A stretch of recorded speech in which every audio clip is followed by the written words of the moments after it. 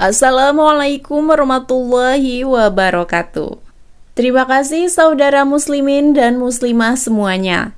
Semoga saudara semuanya yang menonton video kami selalu Allah limpahkan kebahagiaan dunia akhirat. Amin.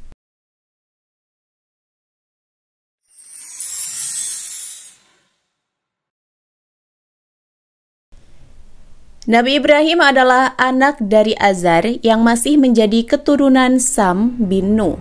Nabi Ibrahim lahir pada tahun 2295 sebelum Masehi di negeri yang bernama Mausul. Nabi Ibrahim lahir di zaman kerajaan Raja Namrud. Raja Namrud adalah penguasa kerajaan Babilonia. Pada suatu ketika, Raja Namrud mendapat firasat dalam mimpinya bahwa ada seorang anak laki-laki yang akan membuatnya susah dan kelak akan meruntuhkan kerajaannya. Kemudian Raja Namrud segera menurunkan perintah untuk membunuh setiap anak laki-laki yang ada di Babilonia. Anak yang dimaksudkan dalam kisah tersebut adalah Nabi Ibrahim alaihissalam. Tetapi Allah menyelamatkan ibu Ibrahim dengan tidak memperlihatkan tanda-tanda kehamilan saat sang ibu mengandungnya, sehingga ibunya dapat melahirkan dan Ibrahim bisa tumbuh besar dan selamat dari kejahatan Raja Namrud.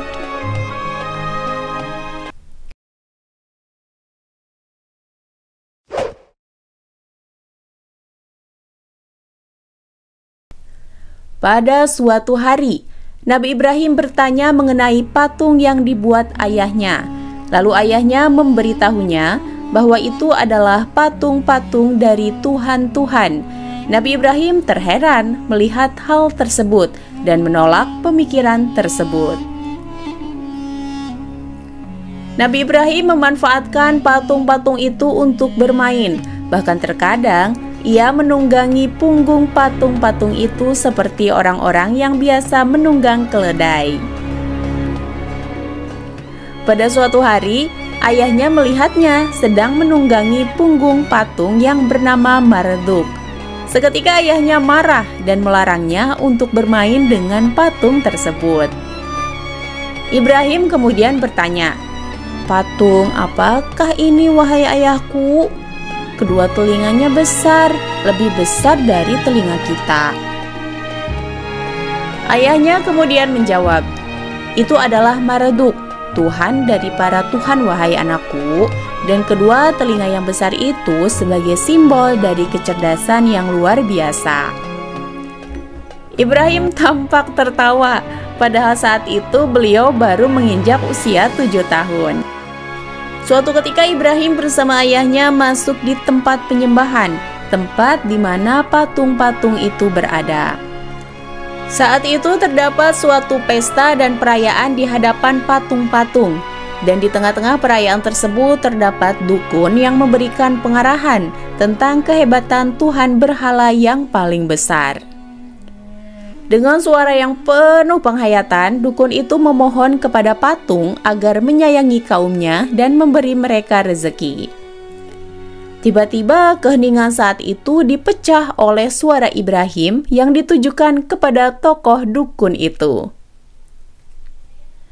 "Wahai dukun, ia tidak akan pernah mendengarmu. Apakah engkau meyakini bahwa ia mendengar?" Saat itu, semua terlihat kaget dan mencari dari mana asal suara tersebut. Ternyata mereka mendapati bahwa suara itu suara Ibrahim. Lalu tokoh dukun itu mulai menampakkan kerisauan dan kemarahannya.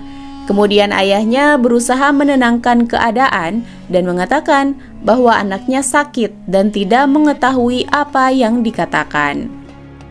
Lalu Nabi Ibrahim dan ayahnya keluar dari tempat penyembahan itu. Si ayah menemani Ibrahim menuju tempat tidurnya dan berusaha menidurkannya, lalu meninggalkannya setelah itu. Namun, Ibrahim tidak begitu saja mau tidur ketika beliau melihat kesesatan yang menimpa manusia. Beliau pun segera bangkit dari tempat tidurnya. Beliau bukan seorang yang sakit. Beliau merasa dihadapkan pada peristiwa yang besar Beliau menganggap mustahil bahwa patung-patung yang terbuat dari kayu-kayu dan batu-batuan itu menjadi Tuhan bagi kaumnya. Ibrahim lalu keluar dari rumahnya menuju ke sebuah gunung. Beliau berjalan sendirian di tengah kegelapan.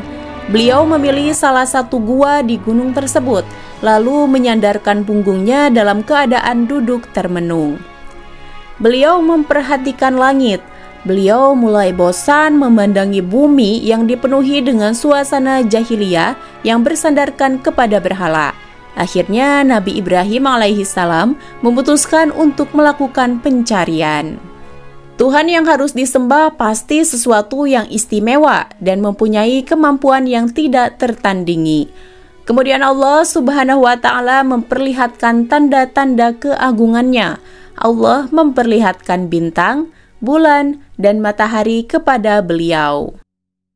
Hingga akhirnya Nabi Ibrahim mulai mengerti bahwa Tuhan yang disembah bukanlah Tuhan berupa benda yang terbit dan tenggelam. Tuhan yang patut disembah adalah Tuhan yang menerbitkan dan yang menenggelamkan. Allah kemudian memberi petunjuk kepada Nabi Ibrahim bahwa Allah adalah Tuhan yang selama ini beliau cari.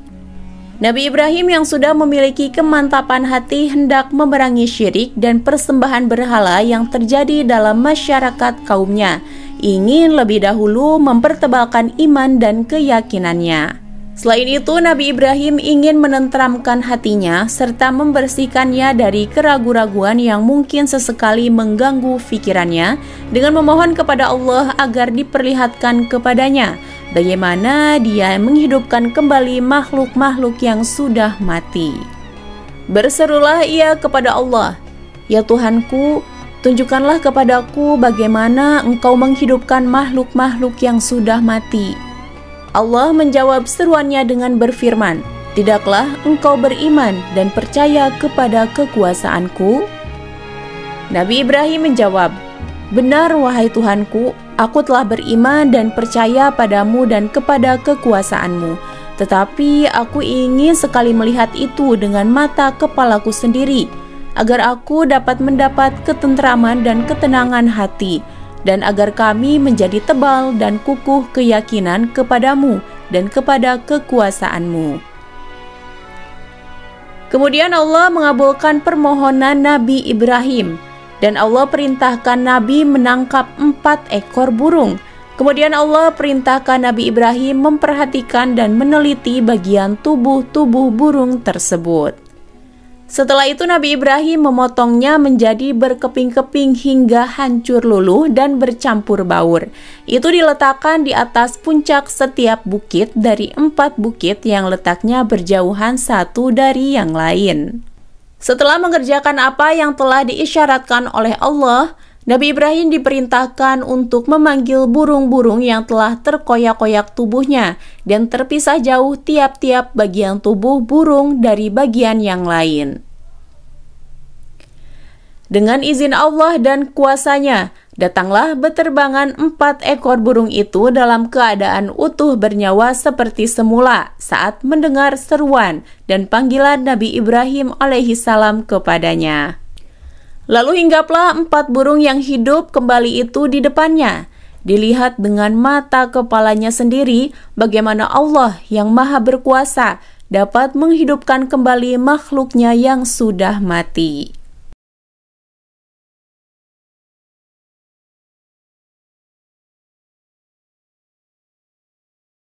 Pada suatu hari, saat Raja Namrud dan kaumnya pergi meninggalkan negerinya sehingga kampung-kampungnya kosong, Ibrahim melaksanakan niat yang selama ini dipendamnya, yakni menghancurkan berhala-berhala yang dipuja dan disembah oleh Raja Namrud dan kaumnya. Beliau menghancurkannya menggunakan kapak dan hanya satu yang tidak dihancurkan. Hal ini ia lakukan dengan sengaja. Lalu kapaknya dikalungkan di leher patung terbesar itu. Beberapa hari kemudian Raja Namrud dan pengikutnya tiba kembali di negerinya. Ia murka saat mengetahui bahwa seluruh patung-patung yang selama ini disembah sudah hancur. Raja Namrud seketika langsung menuduh Nabi Ibrahim sebagai pelakunya dan mengadili Nabi Ibrahim. Sang raja berkata dengan geram, "Wahai Ibrahim, bukankah engkau yang telah menghancurkan berhala-berhala ini?" "Bukan," jawab Ibrahim singkat. Mendengar jawaban itu, Raja Namrud semakin geram dan berkata, "Lalu siapa lagi kalau bukan engkau? Bukankah engkau berada di sini saat kami pergi? Dan bukankah engkau membenci berhala-berhala ini?" "Iya, tapi bukan aku yang menghancurkan berhala-berhala itu. Aku pikir berhala besar itulah yang menghancurkannya. Bukankah kapaknya masih berada di lehernya?" sahut Ibrahim dengan tenang. Raja Namrud membantahnya, "Mana mungkin patung berhala dapat berbuat semacam itu?" Mendengar hal itu, dengan tegas Nabi Ibrahim berkata, "Kalau begitu, kenapa engkau menyembah berhala yang tidak bisa berbuat apa-apa?" Mendengar pernyataan Ibrahim, para pengikutnya kemudian menjadi kaget dan tersadar, bahkan terfikir oleh mereka, Tuhan yang selama ini disembah tidak dapat melihat, mendengar, dan bergerak. Namun berbeda dengan Raja Namrud, perkataan Nabi Ibrahim justru membuatnya semakin murka.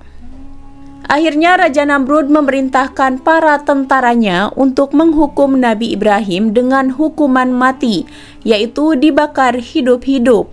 Akan tetapi Allah menyelamatkannya dengan kuasanya dan berfirman, "Hai api, menjadi dinginlah dan menjadi keselamatanlah bagi Ibrahim." Quran Surah Al-Anbiya ayat 69.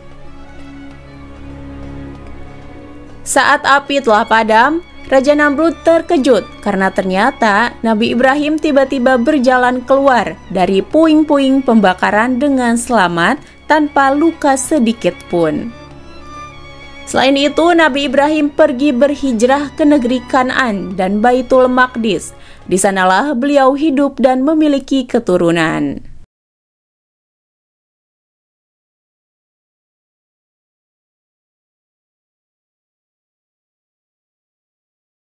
Nabi Ibrahim memiliki dua istri, yaitu Sarah dan Siti Hajar, serta memiliki dua putra, yaitu Ismail dan Ishak, yang keduanya pun menjadi nabi dan rasul Allah. Ismail dilahirkan oleh Siti Hajar dan Ishak dilahirkan oleh Sarah. Beliau menikah dengan Hajar karena saat bersama Sarah tidak dikaruniai anak. Kemudian Sarah meminta Ibrahim untuk menikahi budaknya, yaitu Hajar, dan lahirlah Ismail. Namun kemudian tidak lama Sarah akhirnya memiliki putra yang diberi nama Ishak. Ketika Ismail tumbuh dewasa, Allah hendak menguji kesetiaan Ibrahim terhadap perintah-perintahnya melalui sebuah mimpi tentang penyembelihan anak.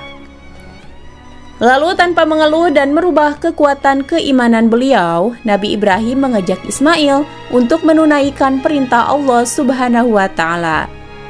Ketika Ibrahim membaringkan putranya untuk melaksanakan perintah Allah, terlebih dahulu ia meminta tanggapan dan persetujuan dari sang putra, yakni Ismail. Kemudian Ibrahim berkata, "Wahai putraku, sesungguhnya aku melihat dalam sebuah mimpi bahwa aku menyembelihmu, maka sampaikanlah apa pendapatmu." Kemudian putranya menjawab, "Wahai ayahku, laksanakanlah apa yang diperintahkan kepadamu. Dengan perkenan Allah, kamu akan mendapatiku termasuk orang-orang yang sabar." Tatkala putranya telah merelakan diri serta Ibrahim telah bersiap mengulurkan tangan untuk menyembelih putranya, seketika Allah memanggil Ibrahim supaya menahan tangannya. Sebab tindakan ini membuktikan bahwa Ibrahim bersedia melaksanakan apapun untuk Allah, juga membuktikan wujud seorang hamba yang berbakti serta seorang sosok yang terpercaya bagi Allah Subhanahu wa Ta'ala. Kemudian Ibrahim mendapati seekor kambing sembelihan besar sebagai kurban pengganti putranya. Nabi Ibrahim alaihissalam mendapatkan tempat khusus di sisi Allah Subhanahu wa Ta'ala. Nabi Ibrahim termasuk salah satu nabi ulul azmi di antara 5 nabi, di mana Allah mengambil dari mereka satu perjanjian yang berat, yaitu ujian di atas kemampuan manusia biasa. Meskipun menghadapi ujian dan tantangan yang berat, Nabi Ibrahim tetap menunjukkan sebagai seorang hamba yang menepati janjinya dan selalu menunjukkan sikap terpuji.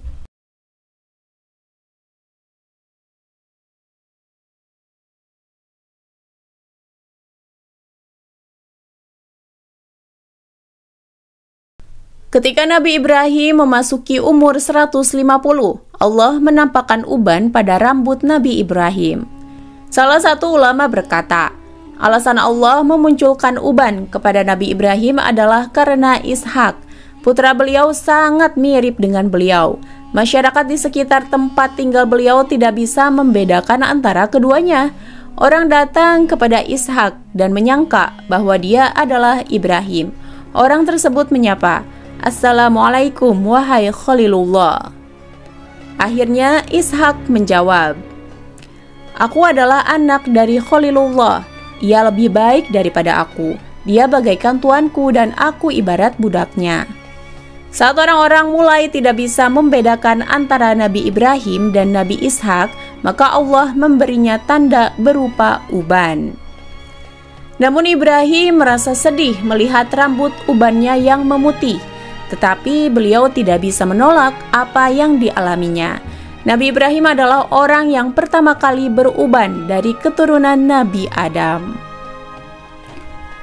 Kemudian juga diriwayatkan, ketika malaikat maut hendak mencabut nyawa Nabi Ibrahim alaihissalam, maka beliau berkata, "Hei malaikat maut, apakah kamu pernah tahu seorang kekasih mencabut nyawa orang yang dicintainya?" Maka malaikat maut naik ke langit untuk melaporkannya kepada Allah Subhanahu wa Ta'ala. Lalu Allah berkata, "Katakanlah kepada kekasihku, apakah seorang kekasih tidak suka bertemu dengan orang yang dicintainya?" Lalu malaikat maut pun kembali kepada Nabi Ibrahim. Dia menyampaikan apa yang dikatakan Allah Subhanahu wa Ta'ala. Setelah mendengarnya, Nabi Ibrahim berkata kepada dirinya, "Tenanglah dirimu untuk saat ini." Kemudian malaikat maut mencabut nyawa beliau. Nabi Ibrahim dikuburkan di perkebunan Hairun, sebuah kebun miliknya, karena sebelumnya beliau berwasiat agar dikuburkan di sana. Wallahu a'lam bishawab. Demikianlah kisah dari Nabi Ibrahim alaihissalam. Semoga bisa bermanfaat dan menjadi berkah bagi kita semua. Amin ya rabbal alamin. Wassalamualaikum warahmatullahi wabarakatuh.